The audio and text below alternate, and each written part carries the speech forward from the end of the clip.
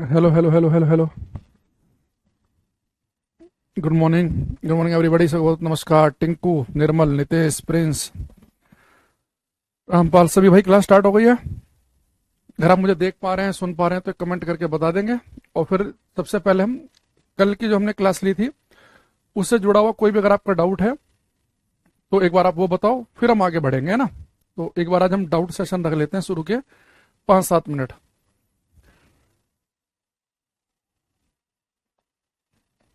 नरेश, राम राम भाई, राम राम। अंकिता, रिचा, सूरज, प्रिंस, कोई भी डाउट हो आज तक जितनी हमने क्लासेस पढ़ी हैं तो आप पूछ सकते हैं आज, है ना। तो मैंने सोचा कि शुरू में पहले कल के डाउट लेते हैं और फिर आगे बढ़ेंगे।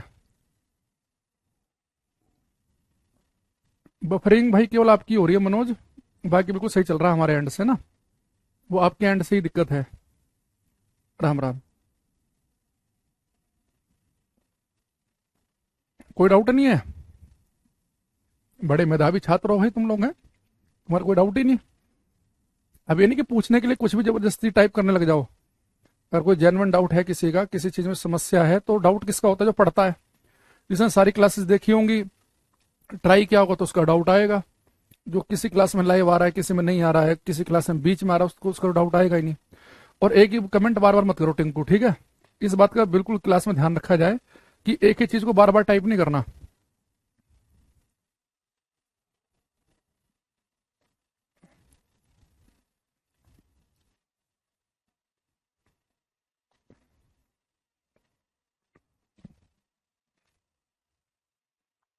टीचिंग एग्जाम के लिए कहाँ से प्रैक्टिस करें?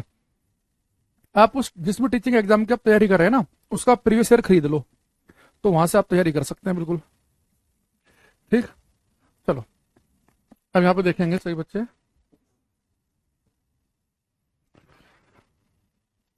एक बेटा हमने कल की क्लास में एक शब्द आपको पढ़ाया था, एंगुलर मोमेंटम। और एंगुलर मोमेंटम क्या था? Moment of inertia into angular velocity.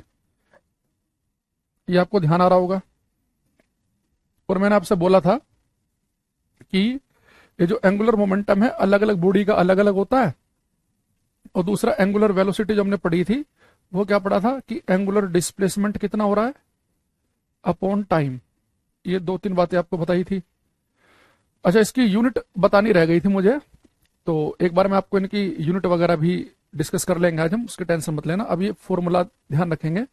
ये फिर एक मैंने आपको बताया था कि अगर कोई पार्टिकल जो है, अगर वो आर रेडियस के सर्कल में घूम रहा है, इसका मास एम है, अगर ये वी वेलोसिटी से आर रेडियस के सर्कल में घूम रहा है, तो इस कण का मोमेंट ऑफ इनर्शिया आप सीधा याद रख सकते हैं, एम वी आर। ये भी बताया था मैंने आपको, है ना। ये दो तीन बातें हम कल की क्लास में कर चुके हैं। दो चार मैंने आपको बताया था, इसमें एंगुलर मोमेंटम के लिए आप एल भी यूज कर सकते हैं, जे भी कर सकते हैं, ठीक है। अच्छा, दूसरी चीज, दो चार चीजों के हमने एंगुलर मोमेंटम याद किए थे जो हमारे लिए बड़े इंपॉर्टेंट थे। जैसे मैंने कहा था कि भाई हमारे पास में अगर एक होलो स्पेयर हो, एक खोखला गोला हो, तो अगर उसका मोमेंट ऑफ इनर्शिया आपको याद आ रहा हो तो मैंने बताया था 2/3 mr²। अगर हमारे पास सोलिड हो, ठोस गोला हो, तो 2/5 mr²।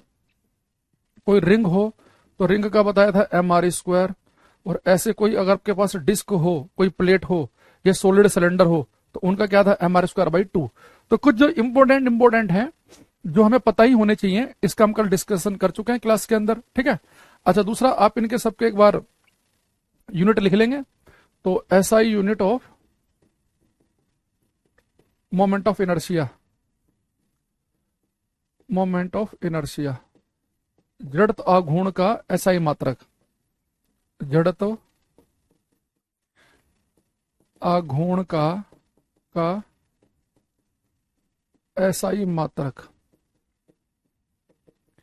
देखो, किसी भी आप मोमेंट ऑफ इनर्शिया निकालो, ये न्यूमेरिकल वैल्यू को अगर आप छोड़ दें, बाकी क्या बचेगा? mr², mr², mr², mr²। तो मास नापते हैं किलोग्राम में, और जो रेडियस है उसे नापते हैं मीटर में, तो उसकी जो यूनिट बनेगी वो बनेगी किलोग्राम मीटर स्क्वायर। तो किलोग्राम मीटर स्क्वायर इसका करेक्ट आंसर आएगा। तो जिस बच्चे ने इसका आंसर किलोग्राम मीटर स्क्वायर लिखा है, उस सबका बिल्कुल ठीक है ना। इसकी ऐसा यूनिट। ऐसे ही अगर बेटा एंगुलर मोमेंटम की बात करें, SI unit of angular momentum, कोणीय संवेग का एसआई मात्रक, कोणीय संवेग का एसआई मात्रक। बेटा मास को नापते हैं हम किलोग्राम में, वेलोसिटी नापते हैं मीटर पर सेकंड में, और रेडियस को नापते हैं मीटर में। तो इसकी यूनिट बनेगी kilogram metre square by second. इसका मात्रक बनेगा kilogram metre square by second, और इसका मात्रक क्या था, किलोग्राम मीटर स्क्वायर। ऐसे अगर आप एंगुलर वेलोसिटी का निकालना चाहो तो एंगुलर डिस्प्लेसमेंट एंगल को नापते हैं रेडियन में, टाइम को नापते हैं सेकंड में। तो इसकी एसआई यूनिट क्या बनेगी, इसकी एसआई यूनिट बनेगी रेडियन पर सेकंड, रेडियन पर सेकंड। ठीक है, तो इन दोनों के आप थोड़े थोड़े से मात्रक याद रख सकते हैं। ठीक, अब आ जाते हैं आगे। तो ये रोटेशनल मोशन वाला मैं बता रहा हूं फिर से, बहुत आराम आराम से पढ़ेंगे तसल्ली से, क्योंकि इसमें बहुत कंफ्यूजन क्रिएट होता है। तो फिर दोबारा समझो, एक वस्तु अगर सीधी भाग रही हो तो उसके पास लीनियर मोमेंटम रेखीय संवेग होगा, वो मास इनटू वेलोसिटी होगा। जो वस्तु रोटेट कर रही होगी उसके पास होगा एंगुलर मोमेंटम, और एंगुलर मोमेंटम में हम क्या करेंगे, जैसे लीनियर में मास इनटू वेलोसिटी था, या मास की जगह आ जाएगा मोमेंट ऑफ इनर्शिया, जड़त्व आघूर्ण, और लीनियर वेलोसिटी की जगह आ जाएगा एंगुलर वेलोसिटी।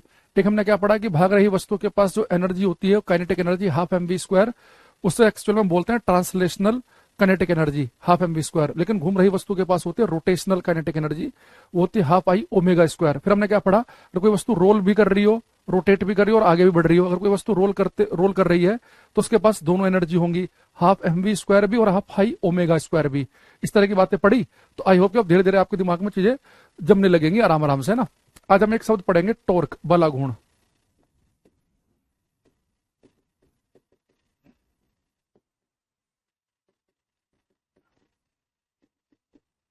इसके लिए हम सिंबल यूज करते हैं टाउ का, टाउ। अभी मैं जैसे आपकी क्लास स्टार्ट होने से पहले एक बच्चा जब बीपीएससी टॉप किया इस बार, एक लड़की ने, बिहार की, मतलब बिहार की एक रहेगी जब बिहार बीपीएससी है, तो उसका मैं देख रहा था अभी इंटरव्यू, इसलिए आपकी क्लास 1 मिनट शायद आज लेट भी हो गई। तो बच्चा देख रहा हूँ 9th-10th क्लास से क्लियरिटी है उसके माइंड में कि मुझे अपना बीपीएससी या यूपीएससी जो भी निकालना है, तो अपनी राइटिंग स्किल पर, ऐसे कैसे लिखना है, क्या करना है, वो तभी से काम कर रहा है। तो जैसे जो हमें सक्सेस मिलते है ना धीरे धीरे, आज आपने कुछ सीखा, कल कुछ सीखा, परसों कुछ सीखा, वो इकट्ठा होके अब उसने टॉप कर दिया।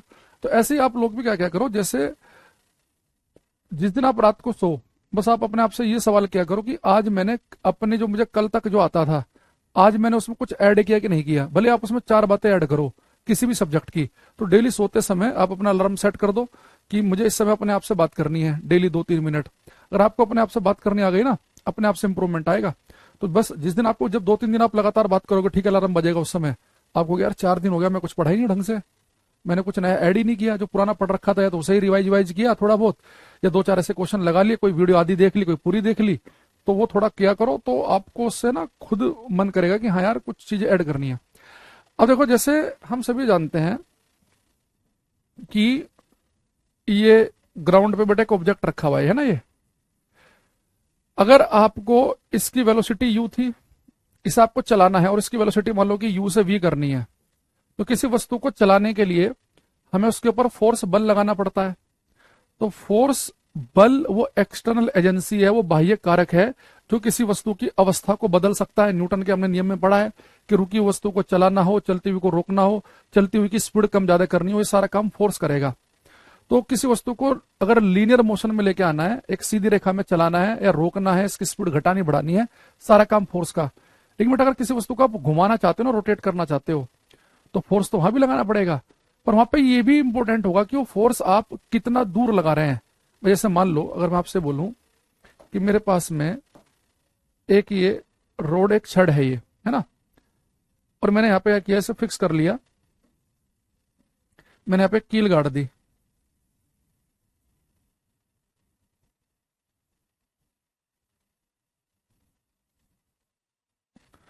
अब मैंने यहाँ पे क्या किया, एक टक टक टक टक कील फिक्स कर दी।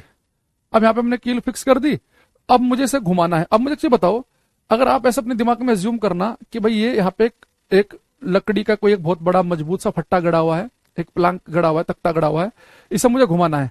तो अगर मैं यहाँ पे देखो फोर्स, उतना ही फोर्स में यहाँ पे लगाऊं, बड़े आराम से, बड़ी स्मूथली आपको फील हो रहा होगा कि घूम जाएगा, ये डेली लाइफ का एक्सपीरियंस आपने सीखा होगा। लेकिन उतना ही फोर्स में अगर यहाँ लगाऊं तो बहुत दम लगाना पड़ेगा, तब जाके घूमेगा ये। अगर आपने कभी ट्राई किया हो, जैसे मान लो कि कोई नट बोल्ट है और उसे आपको खोलना है, जैसे मान लो कि नट बोल्ट है और आपने क्या किया यहाँ पे, इसे खोलने के लिए आपने बेटा ये चाबी लेके आए, ये चाबी बोलते हैं ना, क्या होता है ये, ठीक। अभी औजार आपने लिया और यहाँ पे आपने इसे फंसा दिया। तो आप हमेशा जब भी इसे खोलने के लिए इस पेंच को जब कैसे खोलेगा, क्योंकि चूड़ी चढ़ी हुई है तो घुमा घुमा के खोलना पड़ेगा। तो आप हमेशा जब भी इसके अंदर ये चाबी लगाते होंगे तो आप हमेशा फोर्स दूर लगाते होंगे, क्योंकि दूर फोर्स लगाओगे तो इजीली घूम जाएगा ये। अगर उतना ही फोर्स अगर आप यहाँ लगाओगे ना तो इतनी बात नहीं बनेगी, यहाँ बहुत दम लगाना पड़ेगा तब जाके घूमेगा ये। इसलिए जितनी जो बहुत ही भारी भारी बोल्ट होते हैं, ट्रक के टायर के खोलने होते हैं, तो उनकी बहुत ही बड़ी बड़ी चाबियां आती हैं। तो बंदा बिल्कुल एंड में खड़ा हो जाता है, कूदता है, जो भी उसे खोलना होता है, जिसे पंचर लगाना है। तो जितना दूर आप फोर्स लगाएंगे उतना चीजें इजीली घूम जाएंगी। तो किसी चीज को घुमाने के लिए फोर्स के साथ साथ ये भी इंपॉर्टेंट है कि फोर्स आप फिक्स पॉइंट, जिस बिंदु के परित है, जिस पॉइंट के अबाउट आपको उस ऑब्जेक्ट को घुमाना है, आप उससे फोर्स कितना दूर लगा रहे हैं। तो फोर्स कितना लगाया और कितना दूर लगाया, इन्हें मिला के क्वांटिटी बनती है टॉर्क बल आघूर्ण। तो किसी वस्तु को घुमाने के लिए एक्चुअल में टॉर्क बल आघूर्ण चाहिए होता है। बल आघूर्ण का मतलब है कि उसमें बल भी इंक्लूड है और ये भी इंक्लूड है कि वो कितना दूरी पे बल लगाया गया। जैसे मान लो यहां पे मैं ये फोर्स लगाऊं इस पॉइंट पर, एफ फोर्स,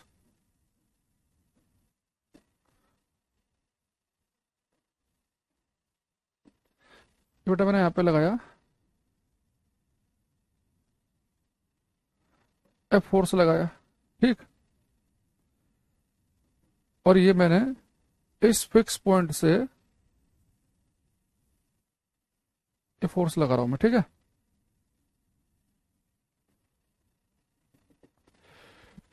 और ये फोर्स बेटा जो है इस फिक्स पॉइंट से मैंने आर दूरी पे लगाया।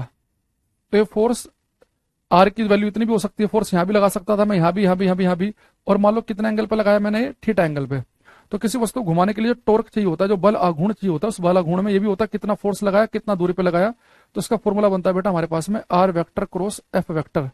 और मैंने आपको बता रखा है कि दो वेक्टर क्वांटिटी के बीच में अगर क्रॉस लगा हो तो जिसका फॉर्मूला होगा वो भी वेक्टर बनेगा। तो टॉर्क को अगर मैं खोल के लिखूंगा तो बनेगा आर एफ साइन थीटा। बताया था ना आपको कि दो वेक्टर क्वांटिटी के बीच में डॉट है तो हटके कोस आता है, क्रॉस है तो साइन आएगा। तो हमारे पास में जो टॉर्क है, जो बल आघूर्ण है, इस बल आघूर्ण का अगर आप फॉर्मूला बड़े ध्यान से देखें, अभी फिलहाल इसे अगर आप भूल भी जाएं, यानी किसी वस्तु को घुमाने के लिए जो मुझे बल आघूर्ण चाहिए, वो बल आघूर्ण एक तो इस बात पर डिपेंड करेगा कि आप कितना बल लगा रहे हो, वो भी इंपॉर्टेंट है। ये बल फिक्स पॉइंट से कितना दूर लगा रहे हो, ये भी इंपॉर्टेंट है। और ये बल किस एंगल पर लगाया जा रहा है वो भी इंपॉर्टेंट है। आपको सोचो, ये जो मेरे पास में यहाँ पर ये फिक्स कर रखा है मैंने, कील गाड़ रखी है, ये फोर्स अगर मैं बिल्कुल ऐसे लगाऊं, यानी बिल्कुल 90 डिग्री के एंगल पे, यानी कि जो फोर्स की जो वैल्यू है अगर वो 90 डिग्री कर दी जाए तो बहुत ही इजीली, बहुत ही आराम से ये बेटा घूम जाएगा, बहुत ही आराम से, अगर 90 डिग्री का बल लगाएं। और ऐसे में कुछ थोड़ा सा यहाँ पे कुछ रस्सी बांध के बल लगाऊंगा तो ज्यादा दम लगाना पड़ेगा। तो ठीक 90 डिग्री पे जब बल लगाते हैं तो फायदा क्यों होता है, क्योंकि किसी वस्तु को घुमाने के लिए कितना बल लगाया, कितनी दूरी पे लगाया और किस एंगल पे लगाया, तीनों चीजें इंपॉर्टेंट है। अगर मैं थीटा की वैल्यू 90 डिग्री पुट कर दूं, यानी मैं थीटा की वैल्यू 90 अगर लगाऊं, तो साइन 90 की वैल्यू कितनी होगी, 1। और साइन की आपको पता है कि मैक्सिमम वैल्यू एक ही हो सकती है। यानी अगर आपको मैक्सिमम टॉर्क चाहिए, आप चाह रहे हैं कि आपको बल आघूर्ण अधिक से अधिक प्राप्त हो जाए, तो आपको क्या करना पड़ेगा, फोर्स लगाना पड़ेगा 90 डिग्री के एंगल पे, क्योंकि साइन 90 की वैल्यू होती है 1। तो टॉर्क आपको मैक्सिमम मिलेगा। इसलिए एक से एक बड़ा फिक्स क्वेश्चन आता पेपर में कि हमारे घरों में जो दरवाजे हैं, कि आपके घर में मान लो कोई दरवाजा है और यहाँ पे ये कब्जे लगे हुए, इसे बोलते हैं इंग्लिश में हिंज, कब्जे, यहाँ पे ना ये कील सी गड़ी होती है, कब्जे लगे होते हैं। तो कहता है कि हमारे घरों में जो दरवाजा है उस दरवाजे का हैंडल कहाँ होना चाहिए।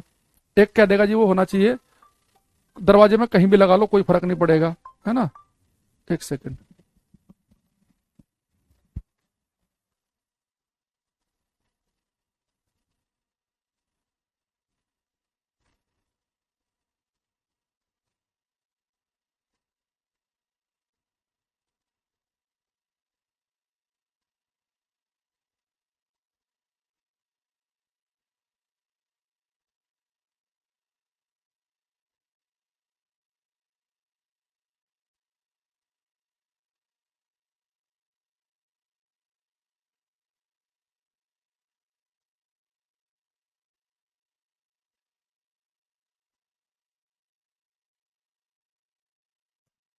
अब देखो, ये आपसे पूछा है कि दरवाजे में हैंडल कहाँ होना चाहिए। एक आपसे कह देगा भाई साहब पूरे दरवाजे में कहीं भी लगा लो जहां आपका मन करे। आपको अगर हम कहीं भी मन करे अगर ऐसा होता तो सबके घरों में दरवाजे में अलग अलग जगह हैंडल होते। आपने अगर एक चीज ध्यान दियो कि हमेशा घरों में देखो, ये बेटा ये हमारे जो है ना, ये यहाँ पे जो कब्जे लगे हुए हैं इसके अबाउट आपका दरवाजा खुलता बंद होता है ना, ऐसे ये दरवाजा खुलेगा बंद होगा। तो हमें क्या करना है कि जो ये फिक्स लाइन है हमारी, इससे हमें अधिक से अधिक दूरी पर हमें क्या लगाना है, अपने घर का हैंडल लगाना है। तो हैंडल हमेशा होता है कब्जों से दूर। अब कब्जों से दूर तो होगा, लेकिन कब्जों से दूर एक तो ये जगह हो सकती है, एक बिल्कुल दरवाजे के बीच में हो सकती है, एक यहाँ हो सकती है, बिल्कुल यहाँ किनारे पे हो सकती है। तो हमें अपने घर में जो हैंडल लगाना है वो लगाना है कब्जों से दूर। अच्छा, कब्जों से दूर का भी एक ऑप्शन ये बन सकता है कि आपने यहां लगा दिया, एक यहां लगा दिया, एक यहां लगा दिया। तो हम घरों में जो हैंडल लगाएंगे वो कोशिश क्या करेंगे, हम एक तो लगाएं कब्जों से दूर यानी बिल्कुल यहां किनारे पे, और दूसरा क्या लगाएंगे बिल्कुल मिड पॉइंट में। मिड पॉइंट का मतलब ये नहीं कह रहा मैं कब्जों से दूर, बिल्कुल मिड पॉइंट में, यानी कि यहां पर। भाई कब्जों से दूर तो ये भी है, तो कब्जों का पहले मिड पॉइंट ढूंढ लो कि जो पूरे दरवाजे का जो मिड पॉइंट है वो ये है। अब इससे अधिक दूर पे लगा दो। अब आप अपने घर में जितने भी आपके घर में दरवाजे हैं, किचन से लेके बाहर मेन डोर तक के सब दरवाजे देखो। अब आप जैसे आप देखते होंगे उस दरवाजे में जो बिल्कुल हैंडल होता होगा उस दरवाजे के बिल्कुल आपको किनारे पे दिखता होगा, यानी कब्जों से दूर दिखता होगा, बिल्कुल दरवाजे के मिड पॉइंट पे। मिड पॉइंट का मतलब ये नहीं कह रहा मैं कि यहाँ पे होगा, मेरा कहने का मतलब है कि आप पहले कब्जों का मिड पॉइंट ढूंढेंगे और फिर उससे अधिक दूर पहुंच जाएंगे, वो यहां पर लगा होगा। इसलिए अगर एक छोटा सा 3 साल का बच्चा भी होता है वो डोर को ऐसा हाथ मारता है तो इजी दरवाजा क्यों खुल जाता है, क्योंकि दरवाजे को घुमाने के लिए टॉर्क चाहिए। तो टॉर्क या तो आप फोर्स ज्यादा लगा के दो, या हम एक काम करें आर की वैल्यू ही ज्यादा कर दें। अगर हम आर ज्यादा से ज्यादा कर देंगे तो कम फोर्स पर भी मुझे भरपूर टॉर्क मिल जाएगा। तो हम घरों में कोशिश क्या करते हैं कि जो किनारे हैं उन किनारों के बिल्कुल मिड पॉइंट पे पहुंच जाओ। तो जो किनारा है इस किनारे के मिड पॉइंट पे लगाएंगे यहाँ पे हम, तो कब्जों से दूर मिड पॉइंट पे है ना, यहाँ पे लगाएंगे, दरवाजे के मिड पॉइंट में नहीं। इस बात को ध्यान से समझना आप, ठीक। तो सब जगह यही होता है। अगर हम अपने घर में कहीं और यहां पर लगा दें, खुद सोचो एक भारी सा लोहे का गेट है ये, और इसमें मैंने क्या किया, ठीक यहां पर मैंने यहाँ पे लगा दिया मान लो कि हैंडल। तो यहाँ पे देखो खुद फील करो, यहाँ पकड़ के ना बहुत दम लगाना पड़ेगा तभी खुलेगा, और यहाँ पे देखो बड़े आराम से बिल्कुल स्मूथली बंद हो जाएगा या खुल जाएगा। तो इसलिए हम ऐसा करते हैं।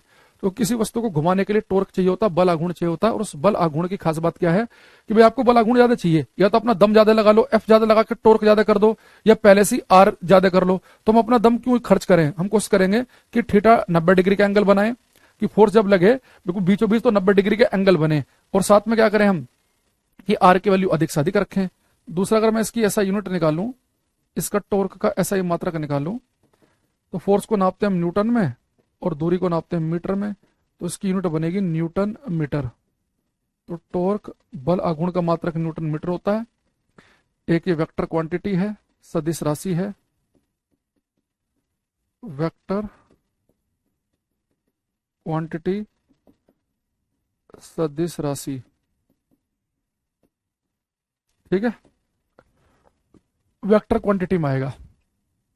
अब यहां से अगर मैं इसका आपको थोड़ा सा इसकी लैंग्वेज दिखा दूं, मैं दरवाजे वाला क्वेश्चन आपसे कह रहा था कि पेपर में आपको इसकी लैंग्वेज कैसी दिखाई देगी, तो उससे आपको ज्यादा फील कर पाओगे कि मैं बोलना क्या चाह रहा हूं, है ना।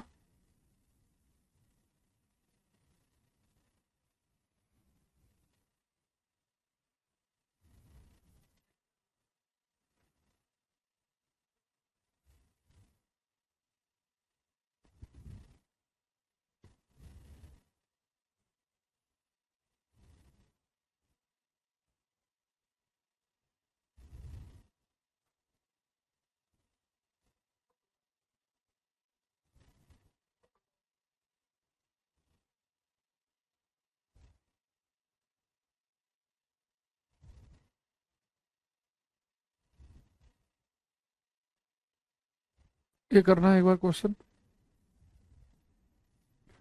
कह रहा है where should be fixed the handle to open the door easily.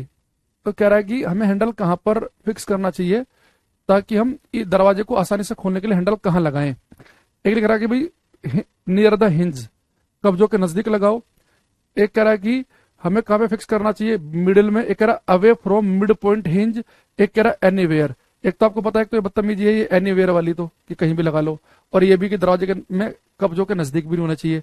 अब हमें क्या करना है, away from mid point hinge, तो यानी कि जो हमारे जो हिंज है जो कब्जे हैं उनके मिड पॉइंट से अधिक दूरी पर लगाएंगे। तो यानी कौन सा ऑप्शन सही बनेगा हमारा, ये वाला सी वाला। ये बी वाले पे टिक मत लगा देना। बी वाले कहने का मतलब यह कि वो कहना चाह रहा है कि आप दरवाजे के ठीक बीचों बीच, तो आपको दरवाजे के बीचों बीच तो लगाना है, लेकिन कब्जों से अधिक दूरी पर, यानी बिल्कुल यहाँ किनारे पर। तो ये वाला आंसर हमारा सही बनेगा, है ना। जो प्रिंस, एमओ, टिंकू ये सब बता रहे हैं, इनका एकदम बिल्कुल ठीक है। अच्छा, अब मैं जो आपको अभी एक चीज बताने वाला हूं, थोड़ी देर में एक कॉन्सेप्ट बताने वाला हूं, उसे बड़े ध्यान समझना। उससे हम काफी सारे क्वेश्चन करेंगे अभी। आप मुझे एक चीज बताओ, मैंने आपको एक बड़ा इंपॉर्टेंट लाइन क्लास में लिखवाई थी न्यूटन का सेकंड लॉ पढ़ाते समय, कि अगर आप ये चाहते हैं कि किसी वस्तु का लीनियर मोमेंटम, उसका रेखीय संवेग में कोई परिवर्तन ना हो, लीनियर मोमेंटम होता है मास इनटू वेलोसिटी, उसके लीनियर मोमेंटम में कोई भी चेंज ना हो, तो उसकी शर्त क्या थी। तो हमने पढ़ा था लीनियर मोमेंटम कंजर्वेशन की शर्त, मैंने आपको पढ़ाई थी कि किसी वस्तु पर एक्सटर्नल फोर्स, बाह्य बल नहीं लगने चाहिए। अगर किसी वस्तु पर एक्सटर्नल फोर्स, बाह्य बल कार्य ना करें तो उसका मोमेंटम नहीं बदलेगा, क्योंकि जब फोर्स काम नहीं करेगा, मोमेंटम होता है मास इनटू वेलोसिटी, जब फोर्स लगेगा नहीं तो ना तो वेलोसिटी बढ़ेगी ना वेलोसिटी घटेगी, तो जो मोमेंटम है वही का वही रहेगा। तो लीनियर मोमेंटम रेखीय संवेग की शर्त हमें पता है कि वस्तु पर लगने वाले बाह्य बलों का योग शून्य होना चाहिए, अगर उसके ऊपर कुछ बाह्य बल लग भी रहे हैं तो उन सबका नेट इफेक्ट होना चाहिए जीरो। तो अगर एक्सटर्नल फोर्स, बाह्य बलों का योग शून्य होगा तो मोमेंटम कंजर्वेशन की शर्त हमने पढ़ी। अगर मैं आपसे पूछूं कि एंगुलर मोमेंटम, कोणीय संवेग संरक्षण की शर्त क्या होगी, तो आप कहेंगे सर एंगुलर मोमेंटम होता है उस वस्तु के पास जो घूम रही होती है, उसके पास तो एंगुलर मोमेंटम है। अच्छा, एंगुलर मोमेंटम है L is equal to I omega. तो एंगुलर मोमेंटम कब बदल सकता है, अगर एंगुलर वेलोसिटी बदल जाए, वस्तु तेज घूमे या स्लो हो जाए तो उसका एंगुलर मोमेंटम बदल जाएगा। अच्छा, वस्तु को घुमाता कौन है, टोर्क, बलाघूर्ण। तो अगर मैं किसी वस्तु पर टोर्क बलाघूर्ण ना लगाऊं, किसी वस्तु पर कोई टोर्क ना लगाया जाए, तो वस्तु जैसे घूम रही थी वैसे घूमती रहेगी, और वो नहीं घूम रही थी तो नहीं घूमेगी। जब टोर्क नहीं लगेगा तो एंगुलर मोमेंटम जीरो। अगर वो घूम रही है, अगर उसके ऊपर हम कोई टोर्क ना लगाएं, तो उसकी एंगुलर वेलोसिटी को ना बढ़ाएं ना घटाएं, तो उसका एंगुलर मोमेंटम नहीं बदलेगा। यानी लीनियर मोमेंटम के लिए फोर्स जीरो होना चाहिए वस्तु पे, और एंगुलर मोमेंटम कांस्टेंट रखने के लिए, कोणीय संवेग कांस्टेंट रखने के लिए टॉर्क जीरो होना चाहिए। तो यहाँ पे एक इंपॉर्टेंट कंडीशन हम लिखेंगे, इंपॉर्टेंट लिखकर, फॉर एंगुलर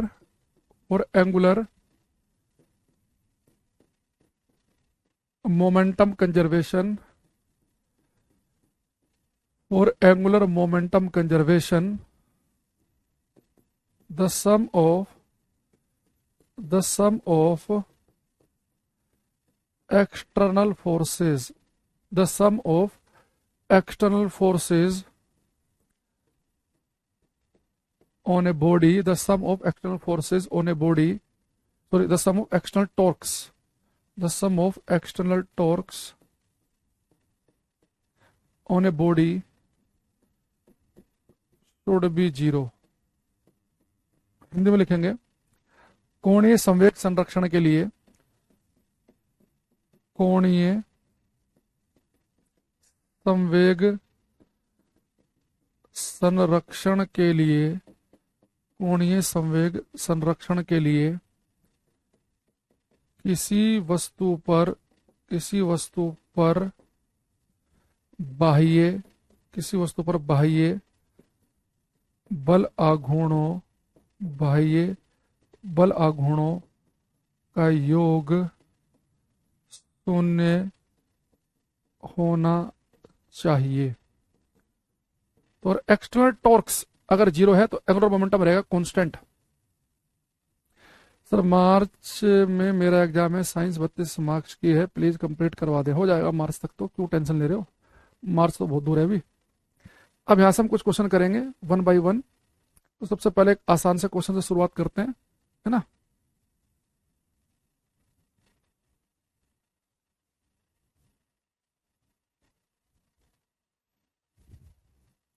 तो पहले करेंगे आप ये तो आपको लैंग्वेज पढ़नी है और कितना तेज आप पढ़ पाओगे चेक करने के लिए है क्वेश्चन ये। Which of the following quantity remains constant if the torque acting on a body zero. यदि किसी पिंड पर लगने वाला बल आघूर्ण शून्य हो तो कौन सी मात्रा स्थिर रहती है। एक लिखा है इसने लीनियर मोमेंटम, एक लिखा है इसने एंगुलर मोमेंटम, लिखा है दोनों more than one of the above none of the above. तो आपको पता है कि टॉर्क जब जीरो होता है तो ऑब्जेक्ट का एंगुलर मोमेंटम क्या रहता है, कांस्टेंट। तो उसका कोणीय संवेग नहीं बदलता। ये हमने जस्ट पीछे एक लाइन भी लिखी है। भाई घूम रही वस्तु के पास एंगुलर मोमेंटम है, घुमाता कौन है? टॉर्क। तो टॉर्क नहीं लगाओगे तो वस्तु जैसी घूम रही है वैसी घूमती रह जाएगी, तो उसका मोमेंटम में कोई फर्क नहीं पड़ेगा। लेकिन अब आते हैं इसकी थोड़ी सी एप्लीकेशन पर। तो एक दो इसके हम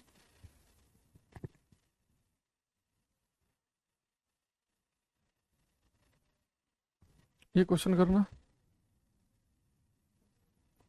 A dancer is spinning on a rotating table with his arm extended. If he fold his arm, then the angular velocity will. एक नर्तक एक घूमती हुई मेज पर अपनी भुजाएं फैलाकर घूम रहा है, यदि वह अपनी भुजाएं मोड़ ले तो कोणीय वेग क्या होगा? ये करो।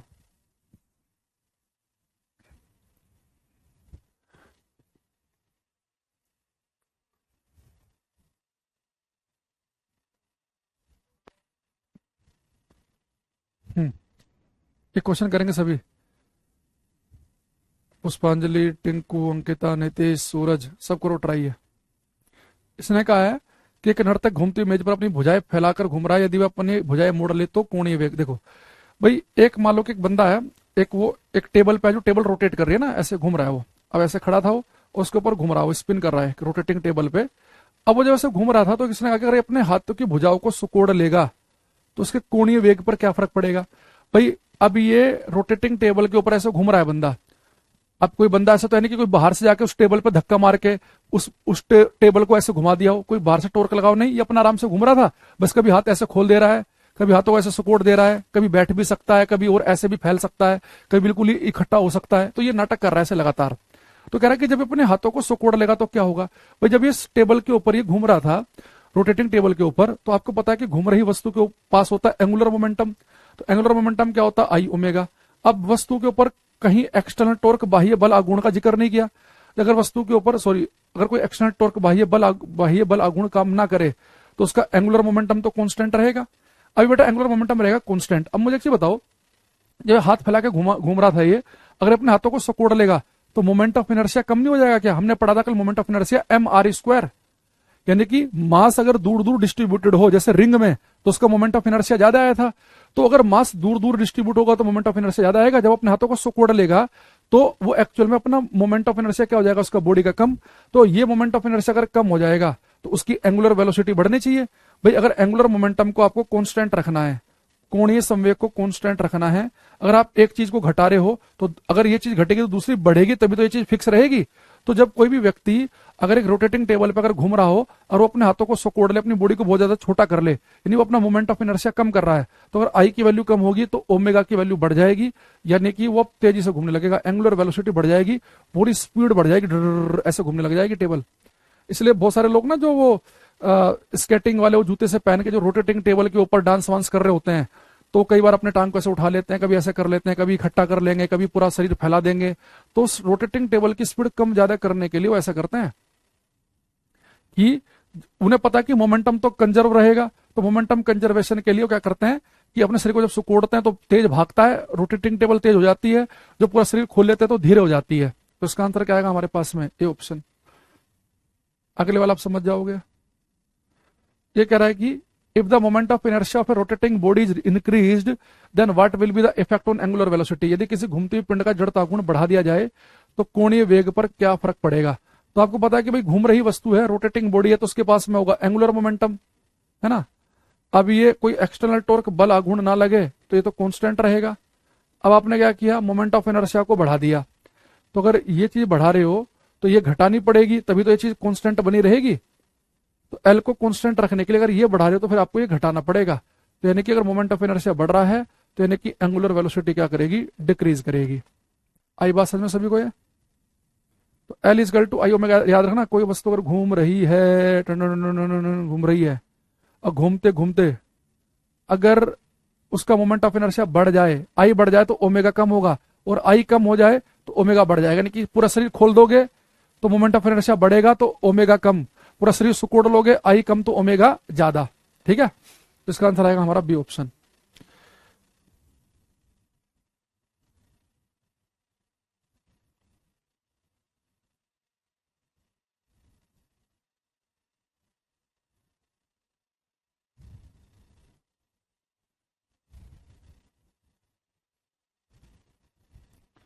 एक ये बताओ, which of the following quantity remains conserved when the moon revolves around the earth. Answer देते रहो और अपने मेरे आंसर से मैच करते रहना, कितने ठीक हो रहे हैं कितने गलत। रिचा, टिंकू, सूरज, प्रिंस, मनोज, नीतीश ये लगातार आंसर दे रहा है हमें। देखो ये बेटा चांद सूर्य धरती के चक्कर काट रहा है, तो आपको पता है कि घूम रही वस्तु अगर किसी फिक्स पॉइंट के अबाउट कोई वस्तु घूम रही हो तो उसके पास में क्या होता है, एंगुलर मोमेंटम। तो चांद जब घूम रहा है धरती के चारों तरफ तो उसका एंगुलर मोमेंटम कांस्टेंट रहता है, क्योंकि उसके ऊपर कोई एक्सटर्नल टॉर्क बाह्य बल तो लग नहीं रहा है ना, तो अपना जैसे घूम रहा है लगातार उसका एंगुलर मोमेंटम कांस्टेंट बना रहेगा। अच्छा दूसरी चीज, एक बड़ा इंपॉर्टेंट क्वेश्चन आता है यहां से कि if all of sudden the earth is contracted to half its present radius then the day will be reduce by. यदि अचानक पृथ्वी अपनी वर्तमान त्रिज्या के आधे हिस्से तक सिकुड़ जाए तो दिन कितना कम हो जाएगा। ये कह रहा है कि अगर मान लो पृथ्वी की जो त्रिज्या है वो अचानक से अगर हाफ हो जाए, ये अर्थ है, इसकी रेडियस कितनी है आर, तो कह रहा है कि अगर ये इसकी रेडियस अगर आधी हो जाए, ठीक, अचानक से अगर इसकी रेडियस आधी हो जाए तो दिन जो है then the day will be reduced by, तो दिन कितने घंटे रिड्यूस हो जाएगा।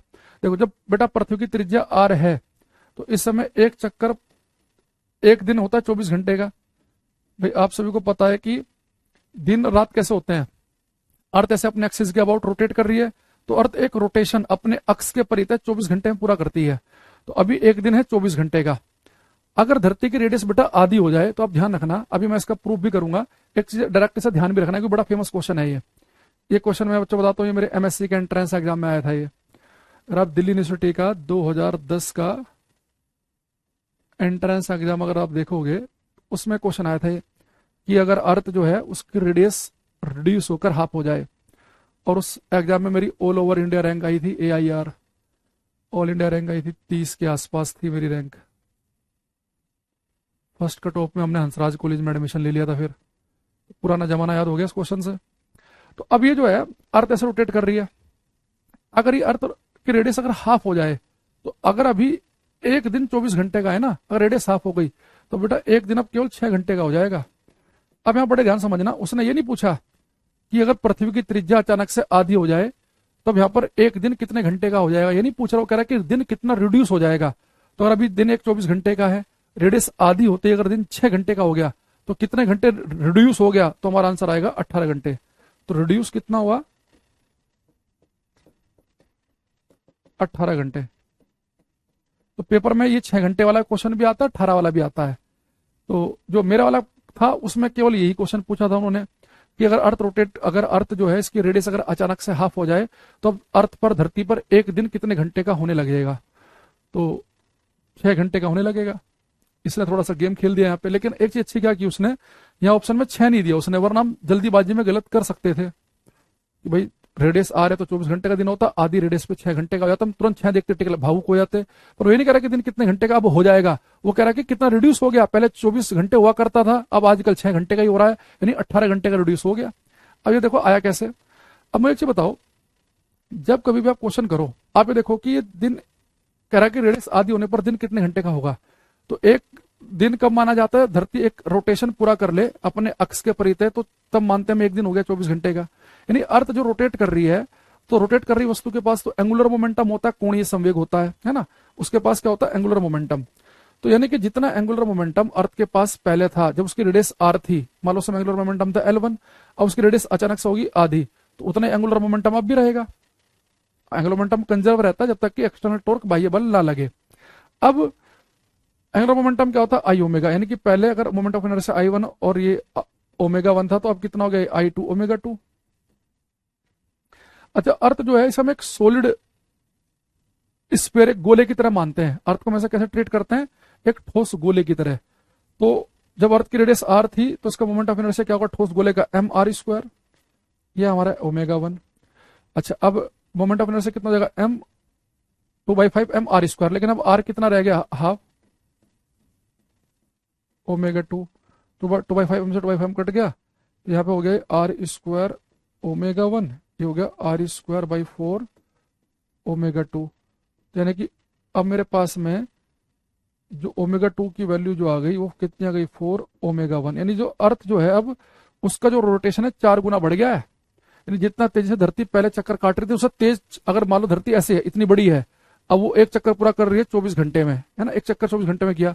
जैसे अर्थ की रेडियस छोटी हो गई तो अब उसकी जो एंगुलर वेलोसिटी है वो पहले से 4 गुना तेज भागने लग गई है, पहले से 4 गुना तेज। यानी जो काम पहले 24 घंटे में कर रही थी 4 गुना तेज भागी थी, वो काम अब 6 घंटे में करने लग जाएगी। ये अगर आपको इससे और आगे समझना है तो ऐसे समझो। देखो एंगुलर वेलोसिटी क्या होती है बेटा, एंगुलर वेलोसिटी मैंने आपको बताया था एंगुलर डिस्प्लेसमेंट अपॉन टाइम। तो धरती एक रोटेशन में टोटल कितना एंगल चलेगी, 2 पाई, 360 डिग्री का चलती है ना। जब भी कोई चीज रोटेट करेगी पूरा एक चक्कर में कितना एंगल तय करती है, वो 360 डिग्री यानी कि 2 पाई का। तो यानी कि एंगुलर वेलोसिटी होती है एंगुलर डिस्प्लेसमेंट अपॉन टाइम। तो एंगुलर डिस्प्लेसमेंट कितना चक्कर का, 2 पाई, और टाइम मान लो पहले था t1। अच्छा यहाँ पे 2 पाई बाई, सॉरी ये ओमेगा 2 है ना, तो t2, और यहाँ पे कितना t1, ये से कट गया। तो अब नया टाइम कितना लगेगा ये हमें निकालना है, और पहले कितना टाइम लगता था 24 घंटे का। इसे कट करेंगे तो t2 की जो वैल्यू आ जाएगी वो आ जाएगी 6 घंटे। तो हमने एंगुलर मोमेंटम कंजर्वेशन लगा के इसे हमने प्रूफ कर लिया। ठीक है, तो ओमेगा क्या है हमारे पास, ओमेगा में चाहिए टाइम की फॉर्म में। भाई ओमेगा क्या पढ़ा था हमने, एंगुलर डिस्प्लेसमेंट अपॉन टाइम। लेकिन एक पूरे रोटेशन में एंगुलर डिस्प्लेसमेंट कितना हो जाएगा, 2 पाई के बराबर। तो यहाँ पे आप ओमेगा का मैंने फॉर्मूला क्या लगा दिया, 2 पाई/t। तो ओमेगा 2 में यानी कि नए वाला टाइम कितना होगा, और ओमेगा 1 में पहले टाइम कितना था 24 घंटे का, अब कितना टाइम लगेगा, 6 घंटे का ही लगेगा। तो इसका डेरिवेशन तो आपको ध्यान रखना ही है। ठीक है, ये कह रहे 2 पाई r क्यों नहीं होगा, क्या करे भाई तुम्हारा है, कह रहे 2 पाई r क्यों नहीं होगा। 2 पाई r क्या होता है पहले ये बताओ तुम, कौन सी पढ़ाई कर रहे हो तुम प्रिंस। अरे 2 पाई r सरकमफ्रांस होता है। यहाँ पे एंगुलर वेलोसिटी में, कोणीय वेग में एंगुलर डिस्प्लेसमेंट है, और वो एंगुलर डिस्प्लेसमेंट किस में नापना है, मैं रेडियन में। तो एक पूरा जब चक्कर लगेगा तो उसमें कितना टोटल एंगुलर डिस्प्लेसमेंट होगा, 2 पाई के बराबर, 2 पाई रेडियन के बराबर। तो 2 पाई/t है ना, तो इस ओमेगा का एक फॉर्मूला 2 पाई/t भी होता है टाइम पीरियड की फॉर्म में। तो कितना हो गया, 24 घंटे से 6 घंटे का दिन होगा, तो रिड्यूस कितना हो गया दिन हमारा, 18 घंटे का। लेकिन मैं कहूंगा कि आप क्या करें, इसे डायरेक्ट याद कर लेना। इसमें नॉर्मली जब भी क्वेश्चन पूछता है वो ये हाफ रेडियस वाला ही पूछता है, और इसमें अपनी लैंग्वेज में लिख भी लेना दोनों केस, कि अगर अभी अर्थ की रेडियस r है और एक दिन 24 घंटे का हो रहा है, तो रेडियस आधी होने के बाद अब धरती पे दिन 6 घंटे का होने लग जाएगा। तो अगर ये पूछा कि कितने घंटे का अब दिन होने लगेगा, तो 6 घंटे आंसर है, पर दिन कितना रिड्यूस हो जाएगा, तो हमारा आंसर 18 घंटे होगा। तो इसे अपनी लैंग्वेज में आप एक बार लिख लेना। ठीक है, तो इससे आपका क्लियर हो जाएगी बात। और आई बात समझ में। तो हमारे पास में एक दो बातें आपको ध्यान रखनी है ये। अच्छा अब एक बात हम और करें, एक बात आपको मैं और बता दूं यहाँ पे थोड़ी सी। हम सभी ने करना क्या है, ये बेटा हमारा मान लो कि ट्रांसलेशनल मोशन है, एक लाइन में चल रहे हैं आप, ट्रांसलेशनल मोशन, और ये रोटेशनल मोशन, घूर्णन गति। इनमें देखो आपको क्या ध्यान रखना है, यहां पर जो काम कर रही थी वेलोसिटी, वहां पे ये काम करेगी एंगुलर वेलोसिटी। यहाँ पे जो काम कर रहा था फोर्स, वहां पे यही काम करेगा टॉर्क। यहाँ पे जो काम कर रहा था मास, मोमेंट ऑफ इनर्शिया, मास, तो वही यहाँ पे काम करेगा मोमेंट ऑफ इनर्शिया। जो यहाँ पे काम कर रहा था लीनियर मोमेंटम, तो यहाँ पे क्या हो जाता है वो एंगुलर मोमेंटम। तो ऐसे दूसरा, जैसे कि आप यहाँ पे डिस्प्लेसमेंट को किससे लिखते हैं, एस से, तो यहाँ पे होता है एंगुलर डिस्प्लेसमेंट, एंगुलर डिस्प्लेसमेंट। तो ये डिस्प्लेसमेंट होता है इसे आप मीटर में नापते हैं, और एंगुलर डिस्प्लेसमेंट को आप नापते हैं रेडियन में। ठीक है, ऐसे यहाँ पे होता है लीनियर एक्सेलरेशन ए, यहाँ पर होता है घूम रही वस्तु के पास जो एक्सेलरेशन होता है उसे हम लिखते हैं अल्फा से, एंगुलर एक्सेलरेशन। तो इसे हम बोलते हैं लीनियर एक्सेलरेशन, रेखीय त्वरण, और इसे हम बोलते हैं एंगुलर एक्सेलरेशन, एंगुलर एक्सेलरेशन, कोणीय त्वरण। तो अभी मैं आपको कुछ शब्द डिस्प्लेस करना बता रहा हूं, कि जैसे अगर आप हमारे पास लीनियर मोमेंटम है, अब हमें किसी ने कहा कि भाई रोटेशनल मोशन में कौन सा होगा, तो लीनियर मोमेंटम को हम रिप्लेस कर देंगे एंगुलर मोमेंटम से, मास को रिप्लेस कर देंगे मोमेंट ऑफ इनर्शिया से, वी को ये आ गया, फॉर्मूला आ गया हमारे पास। ऐसे ही अब हम और भी कुछ फॉर्मूले बना सकते हैं यहाँ पे। जैसे अगर मैं आपको एक दो ऑप्शन दिखाऊं, इससे आप और ज्यादा बड़े समझोगे। जैसे ये अगर आपसे कोई पूछे ये, तो इसका आप आंसर क्या दोगे? The product of moment of inertia and angular acceleration.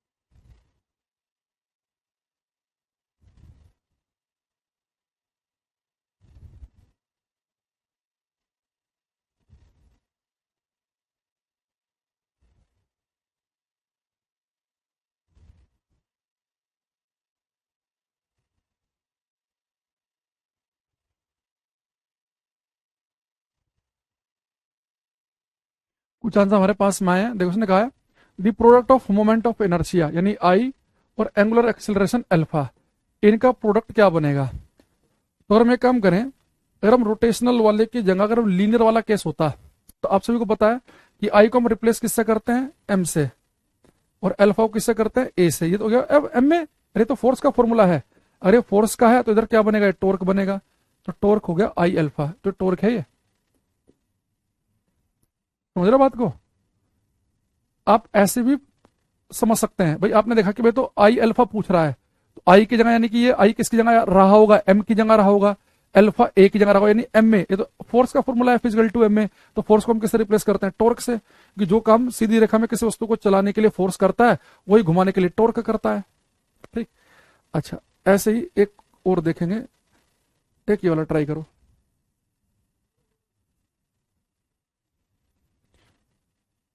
In rotational motion power is equal to torque into, ये बता रहा है किसके बराबर होगी? ये बताओ। तो पावर को लिखा है इसने रोटेशनल मोशन में, वो किसके बराबर है? टॉर्क इनटू क्या लिखे हम?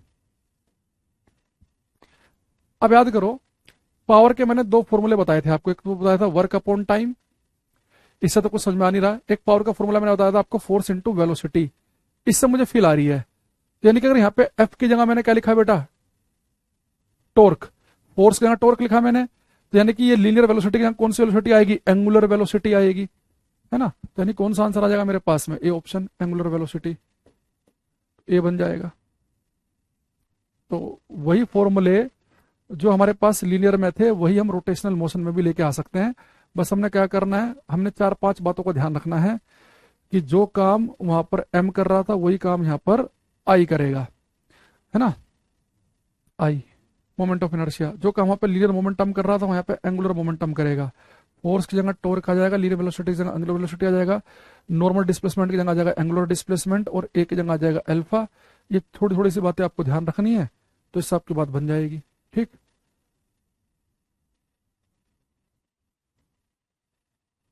अब ये जो लास्ट क्लास से इतनी सारी कहानी चल रही है केपलर के सेकंड लॉ से, अभी हमारे जाके कंप्लीट हुई। तो केपलर फर्स्ट लॉ में तो हमें केवल एक बात पता चली थी। केपलर के पहले नियम में हमें क्या पता चला कि जितने भी प्लेनेट हैं, जितने भी ग्रह हैं, वो सब सूर्य के जब चक्कर काटेंगे, तो सूर्य का चक्कर लगाते समय उनका पाथ इलिप्टिकल होगा, दीर्घवृत्ताकार होगा। केवल एक बात बताई उसमें। और एक पॉइंट हमने क्या याद रखा कि जो केपलर का पहला नियम है, उसे हम लॉ ऑफ ऑर्बिट, कक्षा का नियम भी कहते हैं। अब जब हम आए सेकंड लॉ पर, इसमें हमें थोड़ा सा तामझाम हमारे लिए बढ़ गया। सेकंड वाले को हमने कहा लॉ ऑफ एरिया या लॉ ऑफ एरियल स्पीड, है ना? कक्षा का नियम या कक्षीय चाल का नियम। इसमें हमने क्या पढ़ा कि जब कोई प्लेनेट सूर्य के चक्कर काट रहा होता है, तो उस प्लेनेट को सूर्य से जो लाइन मिला रही है, ऐसे मन में मान लो काल्पनिक एक रेखा है, तो प्लेनेट को सूर्य से मिलाने वाली लाइन समान समय में समान क्षेत्रफल तय करती है। और उसने पहले सेकंड में, मान लो किसी एक सेकंड में 100 किलोमीटर का एरिया, स्क्वायर का एरिया स्वैप किया, तो अगले सेकंड भी 100 का ही करेगी, उससे अगले सेकंड भी 100, उससे अगले सेकंड भी 100। अगर शुरू के आधे घंटे में 1000 किया तो अगले आधे घंटे में भी 1000 ही करेगी। तो यानी कि उसकी एरियल स्पीड रहेगी कांस्टेंट। वहां से फिर हमने क्या देखा कि एरियल स्पीड कांस्टेंट है, हमने क्या समझा कि जब प्लेनेट सूर्य के नजदीक होते हैं तो तेज घूम रहे होते हैं, और जब दूर होते हैं तो धीरे चल रहे होते हैं। यहां से हमें एक बात और पढ़ी कि जब प्लेनेट सूर्य के चक्कर काटेंगे, यानी कोई भी चीज जैसे सूर्य के चक्कर कोई भी ग्रह लगाए तो उसका एंगुलर मोमेंटम कांस्टेंट रहता है। तो केपलर का सेकंड लॉ से हमें एंगुलर मोमेंटम के बारे में भी पता चला। तीसरी बात हमें क्या पता चला कि एंगुलर मोमेंटम अगर कांस्टेंट है तो एंगुलर मोमेंटम है आई ओमेगा। तो किसी वस्तु का मोमेंट ऑफ इनर्शिया अचानक से बढ़ जाए तो उसकी एंगुलर वेलोसिटी कम हो जाएगी। अगर किसी का अगर मोमेंट ऑफ इनर्शिया कम हो जाए तो एंगुलर वेलोसिटी बढ़ जाएगी। तो एंगुलर वेलोसिटी बढ़ाने के लिए फिर हमने वो नर्तक वाला, डांसर वाला केस भी हमने देखा क्लास में। उसके अलावा फिर हमने क्या समझा कि एंगुलर मोमेंटम के लिए वस्तु रोटेट करनी चाहिए, रोटेट कराने के लिए वस्तु पे टॉर्क बल आघूर्ण लगना चाहिए। अभी जो बल आघूर्ण है उसमें इंपॉर्टेंट है कि फोर्स कितना लगा, कितना दूर लगा और किस एंगल पर लगा। किसी वस्तु पे टॉर्क नहीं लगाएंगे तो उसका एंगुलर मोमेंटम कांस्टेंट रहेगा, ये हमने पढ़ा। ठीक है, फिर हमने देखा अगर अर्थ अचानक से रोटेट करते करते उसकी रेडियस आधी हो जाए तो अब 24 की जगह 6-6 घंटे का दिन होना शुरू हो जाएगा डेली, यानी 18 घंटे रिड्यूस हो जाएगा समय, ये हमने पढ़ा। एक हमने कल क्वेश्चन देखा था कि जब कोई स्फीयर रोल करते हुए जाता है तो उसके पास जो दोनों एनर्जी का जब हमने सम निकाला तो हमारे पास 7/10 mv² करके आया। फिर अगले क्वेश्चन में देखा कि उसकी जो ट्रांसलेशनल काइनेटिक एनर्जी थी 12 mv², और नीचे क्या लिखा हमने ट्रांसलेशन प्लस काइनेटिक एनर्जी का हमने रेशो निकाला। उस तरह क्वेश्चन भी इंपॉर्टेंट बनता है। और एक कल हमने आपको यूपी का एक, मैंने किसी पेपर का एक क्वेश्चन उठाया था, वो थोड़ा सा अच्छा लेवल का अच्छा क्वेश्चन था कि एक सिलेंडर अगर किसी इंक्लाइंड प्लेन पर रोल करते हुए आ रहा है तो जब वो इस हाइट पे था तो उसकी जो टोटल पोटेंशियल एनर्जी थी उसे हमने किसके साथ बदल दिया, उसकी टोटल काइनेटिक एनर्जी के साथ। जब वो रोल करते हुए आएगा तो उसके पास काइनेटिक एनर्जी भी होगी और साथ में रोटेशनल काइनेटिक एनर्जी भी होगी, तो वो हमने किया। तो हल्का हल्का हल्का सब चीजों को भी आराम आराम से एब्जॉर्ब करने की कोशिश करेंगे और 1 by 1 ये चीजें आगे भी आती रहेंगी। ठीक है, अब हम आएंगे यहाँ पे केपलर्स थर्ड लॉ पर। तो केपलर का तीसरा नियम,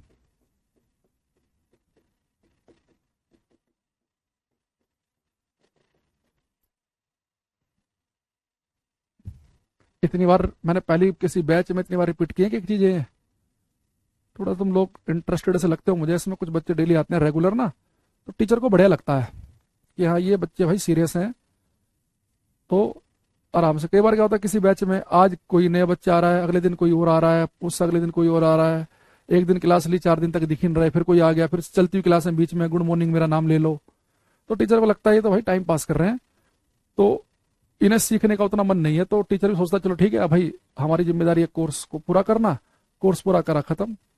लेकिन आप जितने सीरियस रहोगे हम उससे ज्यादा सीरियस रहेंगे। तो केपलर का तीसरा नियम आएगा, इसे हम कहते हैं लॉ ऑफ टाइम पीरियड।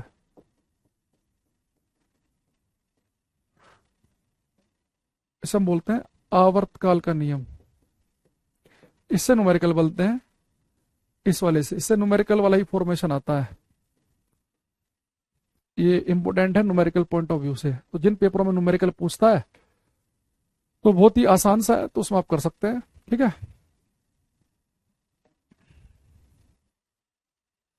देखो केपलर साहब ने हमें क्या बताया इस नियम में। भाई जैसे मान लो कि भाई ये सूर्य है, ये ठीक है, सन है ये, इसके चारों तरफ एक प्लेनेट घूम रहा है, चक्कर लगा रहा है ये, इसे प्लेनेट 1 मान लो, ये r दूरी पर है। तो ये प्लेनेट सूर्य के चक्कर काट रहा होगा, तो इसे चक्कर काटने में कुछ समय लगेगा, तो वो समय किस बात पर डिपेंड करेगा। ठीक है टिंकू, निर्मल कह रहे हैं क्रिस्टल के लिए, सूरज कह रहे हैं हम सर डेली आते हैं। अब तो खैर तुम ठीक भी हो गए, शुरू में तो तुम बहुत फालतू कमेंटबाजी करते थे, सीरियस हो रहे हो ना धीरे धीरे तुम, बढ़िया। यहाँ देखो अभी जो प्लेनेट है ये सूर्य के चक्कर काट रहा है, तो कोई प्लेनेट जब सूर्य के चक्कर काटेगा तो उसे एक चक्कर काटने में कितना समय लगेगा, वो किस बात पर डिपेंड करेगा। तो केपलर साहब ने कहा कि भाई किसी भी प्लेनेट को, किसी भी ग्रह को सूर्य के चारों तरफ चक्कर काटने में जो समय लगता है ना, वो समय केवल इस बात पर डिपेंड करता है कि वो ग्रह सूर्य से कितना दूर है, वो कितना किलो का है, वो इंपोर्टेंट नहीं है। उतनी दूरी पे मान लो जैसे धरती और सूर्य के बीच की जो भी दूरी है, धरती एक चक्कर काट रही है 365 दिन में, एक साल में, अगर धरती की जगह इसी दूरी पर कोई और प्लेनेट होता तो उसे भी एक चक्कर काटने में इतना ही समय लगता। तो एक्चुअल में दूरी इंपॉर्टेंट है। अब दूरी का मतलब ये भी नहीं है कि किसी प्लेनेट को सूर्य का जो चक्कर काटने में जो समय लगेगा वो समय दूरी के सीधे सीधे प्रोपोर्शनल नहीं है, डायरेक्ट प्रोपोर्शनल नहीं है। डायरेक्ट प्रोपोर्शनल नहीं का मतलब ये है कि ऐसा नहीं है कि मान लो कि भाई धरती जो है सूर्य का चक्कर काट रही 1 साल में, अगर कोई ग्रह धरती के मुकाबले सूरज से दुगनी दूरी पर हो तो उसे सीधे 2 साल नहीं लगेंगे। जो ग्रह 4 गुना दूरी पर होगा उसे सीधे 4 साल नहीं लगेंगे। हाँ, जो ग्रह जितने ज्यादा दूर होगा उसे समय ज्यादा तो लगेगा, पर आप ये नहीं कह सकते कि धरती को 1 साल लग रहा है सर, तो जो ग्रह 4 गुना दूरी पर है धरती के मुकाबले तो क्या उसे 4 साल लगेंगे? नहीं, क्योंकि उन्होंने कहा किसी प्लेनेट को सूर्य के चक्कर काटने में जो समय लगता है उस समय का जो वर्ग है, उस टाइम पीरियड का जो स्क्वायर है, वो उस ग्रह की सूर्य से दूरी के क्यूब के प्रोपोर्शनल है। यानी टी प्रोपोर्शनल आर नहीं है, T square proportional R cube है। देखो इसका मतलब क्या हुआ, इसे अगर आप बढ़िया से समझने की कोशिश करोगे तो आपको क्वेश्चन करके समझ में आएगा ये मैं बोलना क्या चाह रहा हूं मैं। जैसे मान लो अगर मैं आपसे बोलूं कि भाई ये अर्थ है और धरती सूर्य के चक्कर काट रही है, मान लो धरती जो है सूर्य से आर दूरी पर है, और उसने कहा कि अगर कोई प्लेनेट, अगर कोई ग्रह सूर्य से धरती के मुकाबले 4 गुना दूरी पर है, यानी अगर धरती आर दूरी पर है तो ये जो ग्रह है 4 गुना दूरी पर है, तो इस ग्रह को धरती का चक्कर, सूर्य का चक्कर काटने में कितने साल लगेंगे? भाई धरती को 1 साल लगता है सूर्य का चक्कर लगाने में, तो जो प्लेनेट 4 गुना दूरी पर है धरती के मुकाबले, अगर धरती मान लो 100 किलोमीटर की दूरी पर है तो 400 किलोमीटर की दूरी पर ही है। धरती एक्चुअल में 15 करोड़ किलोमीटर के आसपास है, तो यानी कि ये ग्रह 60 करोड़ किलोमीटर दूर रहा होगा, तो इस ग्रह को एक चक्कर काटने में कितने साल लगेंगे? तो आपसे पूछ लेगा। अब आपको पता है कि चक्कर लगाने का जो समय है उसका स्क्वायर दूरी के क्यूब के प्रोपोर्शनल है, तो आप ये तो कर नहीं सकते कि भाई दूरी 4 गुना तो टाइम भी 4 साल लगेगा ना। तो दूरी कितनी है इसकी सूर्य से धरती के मुकाबले? 4 गुना, तो यानी कि दूरी है 4 गुना, तो आर का क्यूब है तो 4 का भी क्यूब होगा, तो 4 का क्यूब क्या आ जाएगा? 4 चौक 16 चौका 64। लेकिन इधर स्क्वायर भी है, जब दोनों तरफ हम रूट लेंगे तो इधर भी रूट लेना पड़ेगा, यानी इसे एक चक्कर पूरा करने में लगेंगे एक्चुअल में 8 साल। अगर धरती को 1 साल लग रहा है तो इसे एक चक्कर पूरा करने में 8 साल का समय लगेगा। तो देखो आगे से आपको क्या करना है, आपने सिंपल सा एक तरीका ये अपनाना है कि आपको इस फॉर्मूले को ध्यान रखना है कि दूरी कितनी गुना है? 4 गुना, तो पहले दूरी जितने गुना है उसका क्यूब कर दो, तो 4 चौक 16 चौका 64, पहले आपने क्यूब कर लिया तो फिर रूट भी लेना पड़ेगा, तो फिर 64 का रूट लेंगे तो 8 साल आ गया, यानी कि उसे 8 साल लगेंगे एक चक्कर पूरा करने में। तो धरती को 1 साल लग रहे तो उसे 8 साल लग रहे हैं। अगर मैं अगला क्वेश्चन आप मुझे बताएंगे, अगर कोई ग्रह धरती के मुकाबले 16 गुना दूरी पर है, 16 गुना दूरी पर, तो उसे एक चक्कर पूरा करने में कितना समय लगेगा?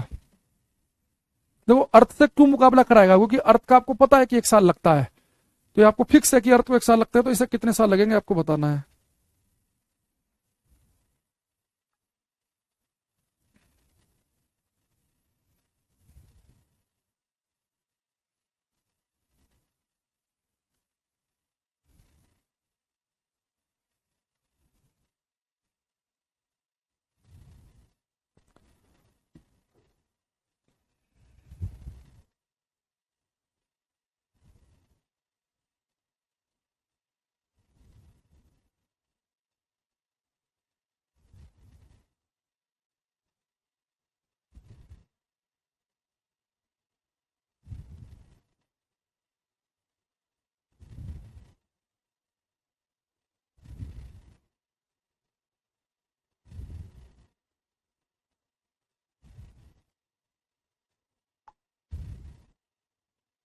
हम्म रामपाल, टिंकू, सतीश, अंकिता का दोस्त 56 गलत है।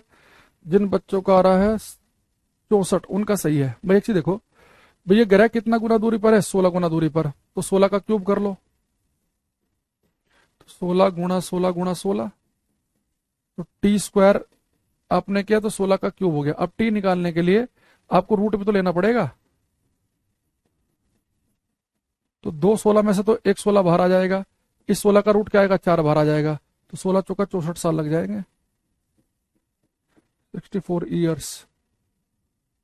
ठीक, ये चाहो तो आप एक फॉर्मूला भी बना सकते हो, T1 square upon T2 square is equal to R1 cube upon R2 cube. तो यहां देख लो, पहले दूरी R थी तो कितना समय लग रहा था? धरती का केस है तो 1 साल, फिर दोबारा दूरी कितनी हो गई? 16, और फिर कितना समय लगेगा, तो आप चाहो तो इस वाले फॉर्मूले से भी निकाल सकते हो।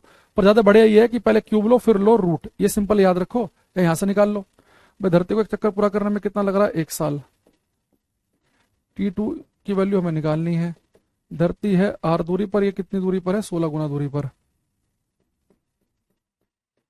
तो आर क्यूब नीचे आ जाएगा 16 का cube into R cube, R cube से आर क्यूब कट गया, तो T2 स्क्वायर किसके बराबर आ जाएगा, 16 का क्यूब इंटू ईयर का स्क्वायर। 1 ईयर का स्क्वायर, स्क्वायर दोनों तरफ रूट लेंगे, तो 2 16 में से 1 16 बार, 1 16 में से 4 बार, ईयर का रूट लेंगे तो ईयर ही आ जाएगा। तो 16 चौका 64 साल आ गया, इससे भी वही आएगा। तो फालतू में इतना क्यों पेन चला रहे हो। तो ये फॉर्मूले से भी कर सकते हो। सीधा क्या करेंगे, पहले क्यूब लेंगे और फिर जो भी क्यूब करके आएगा फिर उसका हम रूट निकाल लेंगे, ठीक है। अब इसमें पेपर में इसकी लैंग्वेज कैसे रहती है क्वेश्चन की, तो मैं आपको दिखा देता हूँ। हम्म,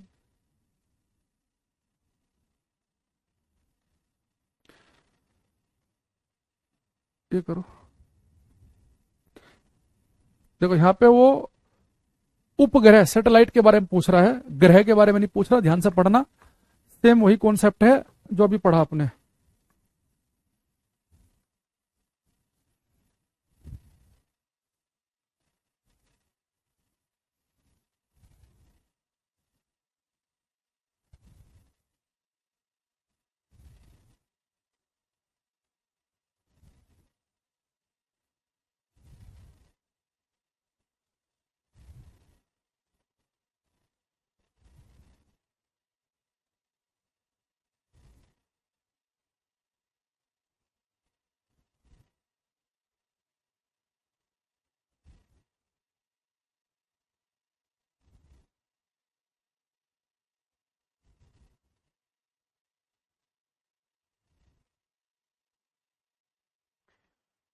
कुछ आंसर आ रहे हैं, देखो उसने क्या कहा, the radius of the orbit of A satellite is 16 times the radius of the orbit of A Jio stationery satellite. The period of the satellite, देखो तो या तो बेटा वो अर्थ से कंपेयर कराएगा या जियो स्टेशनरी सैटेलाइट से। क्यों, क्योंकि उसे पता है कि बच्चे को पता होना चाहिए कि जियो स्टेशनरी सैटेलाइट वो सैटेलाइट है जो एक चक्कर पूरा करता है 24 घंटे यानी कि एक दिन में। तो अगर जियो स्टेशनरी सैटेलाइट भू स्थिर उपग्रह एक चक्कर एक दिन में पूरा करता है, तो इस वाले सैटेलाइट को कितने दिन लगेंगे, यहाँ पे अब आंसर दिन में आएगा। जब धरती वाला केस लेता है तो धरती को एक चक्कर लगाने में लगते हैं 1 साल। तो जो ग्रह 16 गुना दूरी पर था उसे कितने लगे थे, 64 साल लगे थे। अगर जियो स्टेशनरी को 1 साल लग रहा है, एक दिन लग रहा है, तो उसे कितने दिन लगेंगे, वही T² प्रोपोर्शनल होता है आर क्यूब के। तो हमें फिर से वही दे रखा, 16 का क्यूब किया और फिर हम क्या करेंगे, रूट ले लेंगे। तो 64 दिन आंसर आएगा इस बार। पिछले क्वेश्चन में 64 साल था क्योंकि अर्थ से कंपेरिजन कर रहा था, और जियो स्टेशनरी को लगता है एक दिन, तो उसे लगेंगे 64 दिन, 64 डेज। तो 64 डेज आंसर आएगा इस बार। पेपर में दो से ही कंपेयर करा सकता है वो, क्योंकि दोनों जगह आपको इन्फॉर्मेशन है। भैया तो प्लेनेट का कंपेयर कराएगा कि धरती को 1 साल लग रहा है, तो धरती से अगर 4 गुना दूरी पर है तो कितने साल लगेंगे, 16 गुना दूरी पर है तो कितने साल लगेंगे, ईयर में आंसर आएगा। या करेगा वो जियो स्टेशनरी से कंपेरिजन कि इस सैटेलाइट को अगर ये जियो स्टेशनरी के मुकाबले 16 गुना दूरी पर है तो उसे कितने दिन लगेंगे। तो जियो स्टेशनरी को एक दिन लगता है, तो उसे कितने दिन लगेंगे, वही T² प्रोपोर्शनल आर क्यूब से ही करेंगे। बस यहाँ पे जब जियो स्टेशनरी से कंपेरिजन करेगा तो आंसर दिन में आएगा, वहां पे आंसर साल में आता है। इसके अलावा और कोई फर्क नहीं है। ये करना, ए satellite is moving in a circular orbit of radius r, its orbital time period will be proportional to। एक उपग्रह r त्रिज्या के एक वर्ताकार कक्षा में घूम रहा है, इसकी कक्षीय समावधि समानुपाती होगी। ये करना, एक जो है ना ये 20वां मैं देखना चाहूंगा सभी का, करो ये।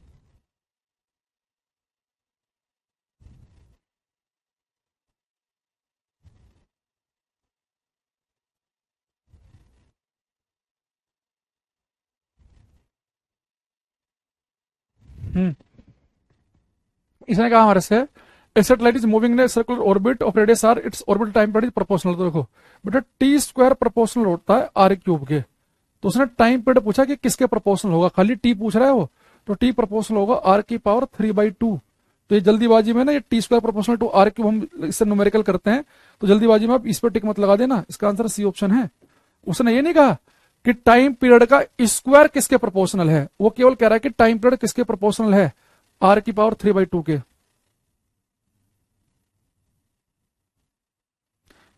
अब्दुल कह रहे हैं सर हम लोग का 11th-12th साइंस स्ट्रीम से था, बहुत अच्छे टीचर ना मिलने की वजह से पढ़ नहीं पाए। भाई ऐसा नहीं है, एक्चुअली में जब उस क्लास में हम होते हैं ना, तो हमारी सोचने समझने की शक्ति भी उतनी होती है। तो कई बार वही चीज जब टीचर ने उस समय हमें वहां बताई, हम नहीं कर पाते कैच, क्योंकि वहां सिलेबस बहुत ज्यादा होता है, आपको डेरिवेशन भी करने हैं, न्यूमेरिकल भी करने हैं, पूरा फिजिक्स पढ़ना है, केमिस्ट्री पढ़ना है, मैथ या बायो जो भी ले रखा है वो पढ़ना है, इंग्लिश हिंदी बहुत सारी चीजें होती हैं। तो कई बार हम खुद भी मेहनत से बचते हैं, तो इस वजह से होता है हम बहुत ही सिलेक्टेड चीजें पढ़ रहे हैं, तो हमें ऐसा लगता है कि मास्टर कितना बढ़िया पढ़ा रहा है। ऐसा नहीं है, हो सकता है कि वहां पर आपने और बेहतरीन पढ़ा हो, लेकिन वो एज के हिसाब से भी हम जल्दी चीजें कैच नहीं कर पाते ना, उसका फर्क पड़ता है। दूसरा, कंपटीशन में थोड़ा सा केवल हम ऑप्शन का यूज भी करते हैं, तो इसलिए भी इससे चीजें आसान लगती है। या आपने पहले कहीं ना कहीं वो पढ़ रखी है, इसलिए आपको यहाँ आसान लग रही है। अगर आप यहाँ भी समझ पा रहे हो तो इसकी वजह भी आपके स्कूल के टीचर ही हैं। अगर आप यहाँ बिल्कुल नहीं समझ पा रहे हो बताने के बाद मेरे, फिर दिक्कत है। अगर आपने मैंने बताया फिर समझ में आ गया, यानी फिर वो वहां पे आपने जो पढ़ा था वो कहीं ना कहीं आपके दिमाग में था वो चीज, तो उस वजह से आप सीख पाए। ठीक है, तो ऐसे डिग्रेड मत करो किसी को भी, सबने अपने टाइम पे मेहनत की होती है।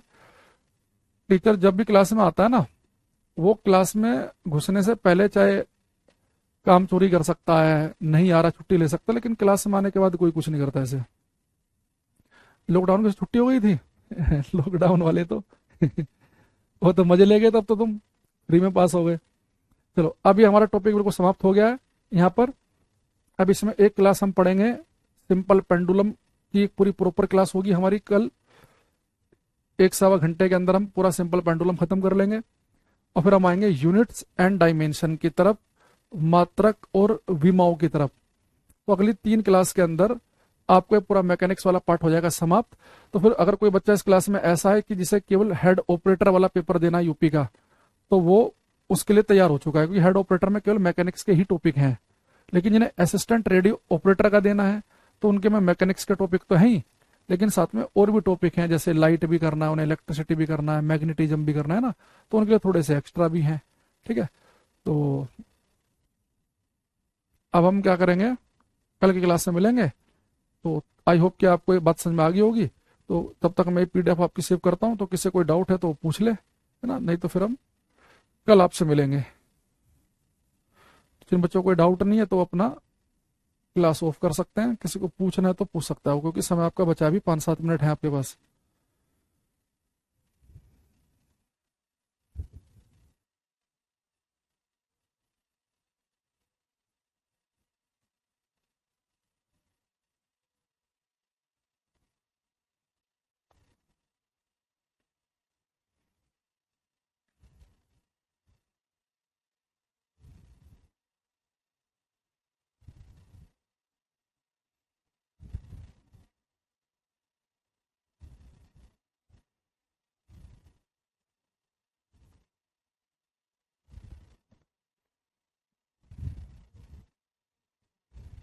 ठीक,